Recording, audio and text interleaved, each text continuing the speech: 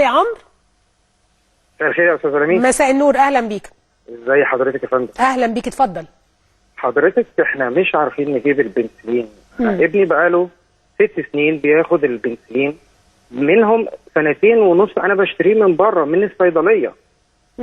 فالنهارده هو ابن حضرتك عشان بس نشرح للناس انه ده البنسلين بياخدوا الاطفال اللي عندهم حمى روماتيزميه، مظبوط؟ بالظبط كده يا فندم، بالظبط كده. واحنا لحقناه قبل ما يوصل الروماتيزم للقلب.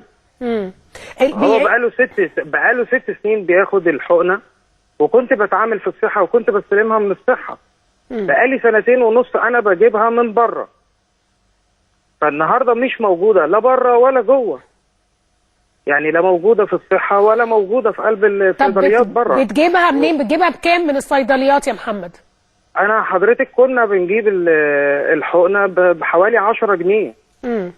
النهارده مش عارفين نجيبها، حتى لو ب 100 جنيه حتى مش عارفين نجيبها، لا من هنا ولا من اي مكان. وابن حضرتك بياخد كام جرعه خلال قد ايه؟ كل 21 يوم. الاول كان بياخدها كل 15، لما الحاله اتحسنت شويه بقى ياخدها كل 21 يوم، والنهارده بقاله اكتر من 10 ايام ما خدهاش. وده خطر طبعا. فحضرتك لا، هو بيقعد حضرتك لو قعد 2 3 ما ياخدهاش بيشتكي من كل مفاصل الجسم. فاحنا عايزين حد بس يبص لنا، لان مش عارفين حتى لا صيدليه الشكاوي عارفين نجيبها، ولا من الاسعاف عارفين نجيبها، ولا من اي مكان. ما كانش حد لينا حد معرفه بيجيبها لنا، وبيجيب لنا واحده وبالعافيه. شكرا يا عمرو. احنا هنحاول، يعني وزاره الصحه قالت انها ضخت بالفعل 2.400.000 امبول، وانه بدايه من يوم الثلاث هيتم توزيع 100,000 عبوه. الثلاث اللي هو النهارده 100,000 عبوه هتوزع على الصيدليات، صيدليات الشكاوى والصيدليات الحره، وتم توزيع 200,000 عبوه. محمد، طيب معايا اتصال هاتفي اخر. محمد، اهلا وسهلا يا استاذ. اهلا بيك يا محمد. قول لي، بتدور على بنسلين؟ يا فندم، انا بدور على بنسلين لاختي. انا عندي اختي عندها 18 سنه بتاخد بنسلين، مفترض ان هي تاخده لمده لحد ما تتم سن 21 سنه. وبقى لك قد ايه مش لاقي بنسلين يا محمد؟ انا قعدت حوالي شهرين، يعني متبهدل في ان انا ادور حتى في الصيدليات اللي هي بيبقى فيه التعامل ودي، الناس اللي عارفانا يعني هما بيبيعوا البنسلين باسعار تانية خالص غير اللي موجوده في منافس وزاره الصحه او صيدليه الشكاوي اللي تبع الشركه المصريه للادويه. وللاسف الاسعار حتى بتبقى غريبه، يعني في ناس بتبيع ب 150، في ناس بتبيع 180، في ناس بتوصل الحقنه ليها ناس اعرفهم في محافظات تانية بتوصل الحقنه ل 220 جنيه. واساسا سعر الحقنه دي 9 جنيه او 10 جنيه، مظبوط؟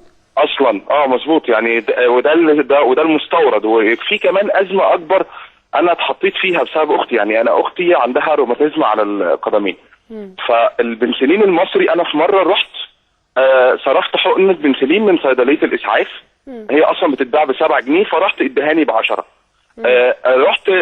راحت اختي تاخد الحقنه في العياده، لازم يتعمل اختبار الاول بالحقنه قبل ما تتاخد. في حالات كتير جدا ما بتلاقيش البنسلين المستورد ومش عارفه تلاقيه، لان البنسلين المصري بيعمل لها حساسيه، ولو اخدته ممكن يعرضها لان هي تبقى مصابه بامراض في القلب. فدي مشكله تانية، ان انا بقيت مضطر في مره جبت جرعه مصري وسببت لاختي مشكله، وقعدت 3 ايام دايخ على جرعه بنسلين مستورد. قصه. اخر مره جبته ازاي يا محمد؟ يعني انا اخر مره الحقيقه فضلت يعني زي كاني يعني مراقب مهتم، يعني اعرف امتى تنزل الجرعات او هتبقى موجود مستورد في صيدليه الشكاوي.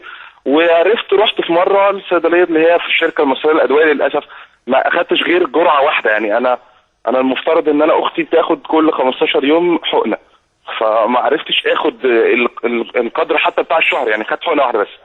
فده بيعرضني ان انا ممكن بعد كده اروح فما الحقش، لان الصيدليه دي بيجيها ناس من كل محافظات الجمهوريه. ففي ناس كتير جدا بيبقوا واقفين ما بيلاقوش اصلا، يعني بيجوا من محافظاتهم ويمشوا تاني. يعني ازمه الادويه دي والله يا استاذه لميس الحقيقه يعني طبعا انا مش فاهمها، والاطفال بيعانوا من حاجات تانية كتير قبل كده في الالبان وفي الحقن حاجات قد كده مش فاهمين. طب احنا هنعيش ازاي يعني في الاجواء دي، واحنا كده يبقى ممكن نموت بايدينا واحنا بندفع فلوس في حاجات فتموتنا. شكرا يا محمد. معايا الاستاذ محمود فؤاد رئيس المركز المصري للحق في الدواء، ومعايا ايضا دكتور خالد مجاهد المتحدث باسم وزاره الصحه. استاذ محمود، ده نفس الكلام اللي قلناه من فتره لما كنتوا عندنا، انه الاهم هو توافر الدواء، ان الدواء كتير بيحصل له عمليات نقص في السوق. موضوع البنسلين انتوا راصدينه ازاي؟ تمام. مساء الخير يا استاذ لميس، يا رب اكون سمعت كويس. احنا حقيقي كنا بنتكلم في الاستوديو عند حضرتك عن الموضوع ده، ولكن احنا قدام تجسيد حقيقي لثلاث جملات فقط. ده الدكتور خالد مجاهد، اتفضل يا دكتور. الو، ايوه يا فندم اتفضل حضرتك. الدكتور خالد مجاهد عشان التليفونات دخلت على بعض، ده الدكتور خالد مع حضرتك. اتفضل يا دكتور. حضرتك بتوجهي لي السؤال ولا بتوجهي للاستاذ؟ لا انا كنت بوجهه للاستاذ محمود، فممكن معلش هستأذن حضرتك دقيقه، هم الشباب دخلوا بس التليفونات غلط. طيب